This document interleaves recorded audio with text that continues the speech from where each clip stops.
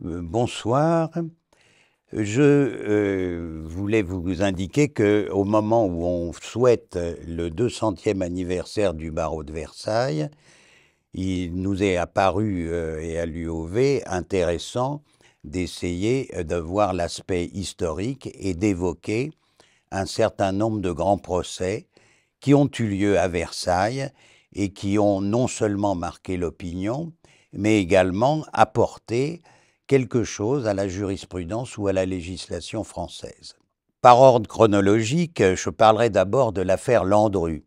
Landru qu'on a appelé le Barbe Bleue de Gambet et auquel était reproché d'avoir fait disparaître 11 femmes, ce qui est considérable, et après une enquête qui a été très longue, il a fini par être repéré, arrêté et jugé devant la cour d'assises de Seine-et-Oise.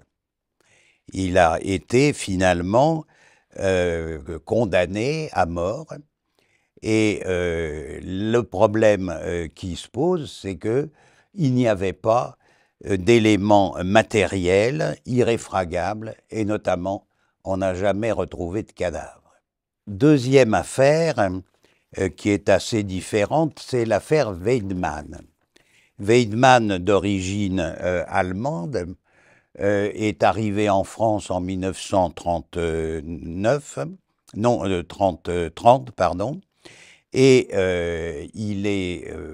c'était un homme de une trentaine d'années, bien de sa personne, et en fait, ce qu'il a fait avec des complices, c'est kidnapper un certain nombre de personnes pour s'emparer de leur argent.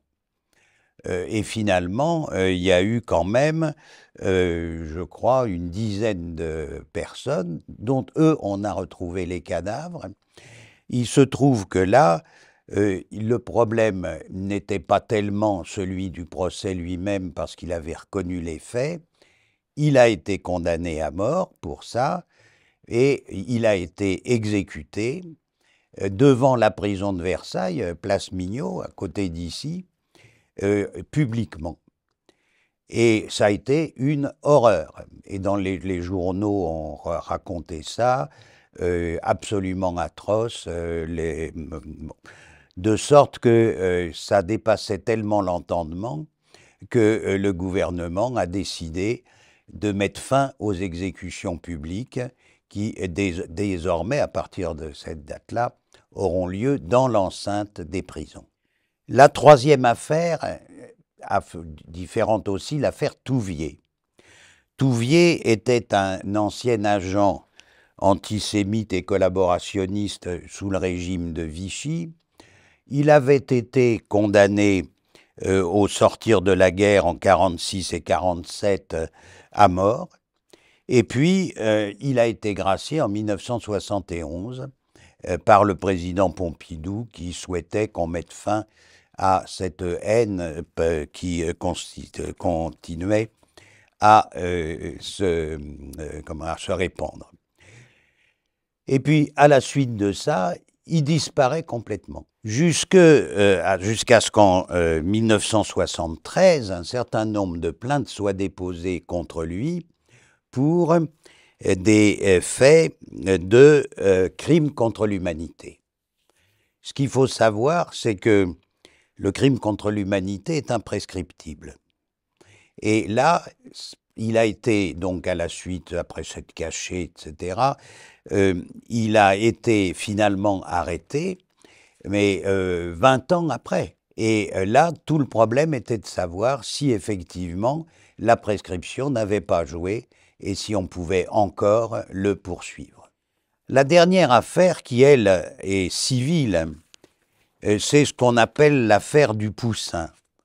En 2 mots, une famille a dans son grenier un tableau ancien que dans la famille on appelle le Poussin. Bon, heureux et désireux de s'en débarrasser et de le vendre, il demande à des commissaires-priseurs de venir l'évaluer, et les commissaires-priseurs disent « mais c'est pas du tout un Poussin, ça n'a rien à voir ». Bon. Finalement, le tableau est vendu aux enchères dans une vente publique, et pour une somme dérisoire. Et les musées nationaux se préemptent le tableau et en deviennent propriétaires.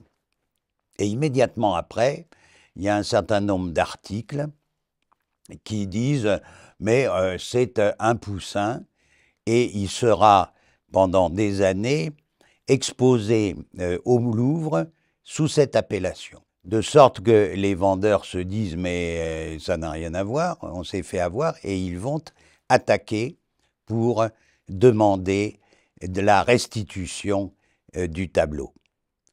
Ben, merci de votre attention et je vous donne donc rendez-vous au début de l'année prochaine pour la première conférence qui aura lieu le 3 février 2026.